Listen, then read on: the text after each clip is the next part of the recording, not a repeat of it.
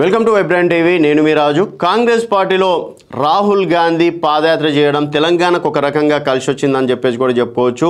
భారత్ జోడో యాత్రతోటి రాహుల్ గాంధీ ఎన్ని రోజులు పప్పు అనే ముద్ర వేసుకున్నారు, ఆ పప్పు అనే ముద్రను చెరిపేశారని చెప్పేసి కూడా చెప్పుకోవచ్చు. రాహుల్ గాంధీ గతం అంటే పాదయాత్ర చేయకముందు రాహుల్ గాంధీ ఒక ఎత్తు, పాదయాత్ర చేసిన తర్వాత రాహుల్ గాంధీ ఇమేజ్ ఒకెత్తు అని చెప్పేసి కూడా చెప్పుకోవచ్చు. తన మాట తీరు కావచ్చు, బిహేవియర్ కావచ్చు, ప్రజల దగ్గరికి వెళ్ళే తీరు కావచ్చు, అలాగే దేశ సమస్యల మీద మాట్లాడే తీరు కావచ్చు, ఒక రకంగా అప్పుడు రాహుల్ గాంధీని ఇప్పుడు రాహుల్ గాంధీని పోల్చుకుంటే మాత్రం చాలా తేడా ఉంటుంది.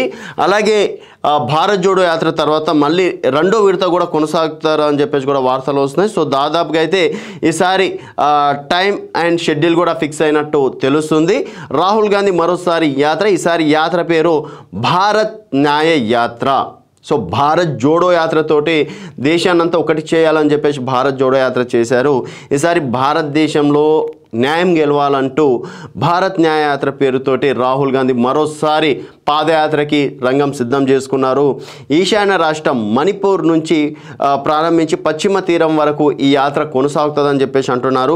జనవరి 14న ప్రారంభమయ్యి మార్చి 20న ముంబైలో ముగియనున్న యాత్ర అని చెప్పేసి అంటున్నారు. ఈసారి అంటే గతంలో కన్యాకుమారి నుంచి కాశ్మీర్ వరకు పాదయాత్ర చేశారు భారత్ జోడో యాత్ర.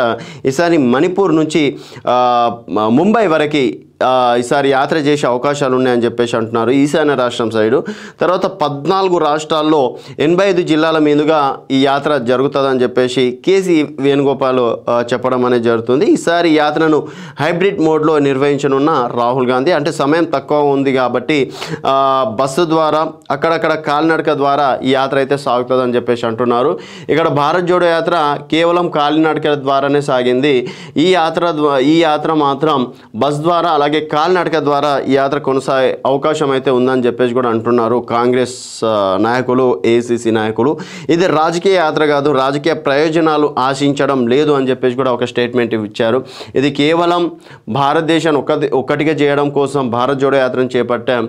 ఇది భారత్ న్యాయ యాత్ర అనేది న్యాయం గెలవాలని చెప్పేసి ప్రజలకి వారి హక్కులని చెప్పే ప్రయత్నానికి ఈ యాత్ర ఉంటుంది తప్పించి ఇదేదో మేము ఎన్నికల కోసం కాదని చెప్పేసి కూడా కేసీ వేణుగోపాల్ స్పష్టంగా చెప్పడం అనేది జరిగింది. సో మొత్తానికి రాహుల్ గాంధీ యాత్ర ద్వారా కాంగ్రెస్ పార్టీకి మళ్ళీ పునర్వైభవం వస్తుందా లేదా అనేది మీ అభిప్రాయాలను కింద కామెంట్ రూపంలో తెలియజేయండి. చూస్తూనే ఉండండి వైబ్రెంట్ టీవీ.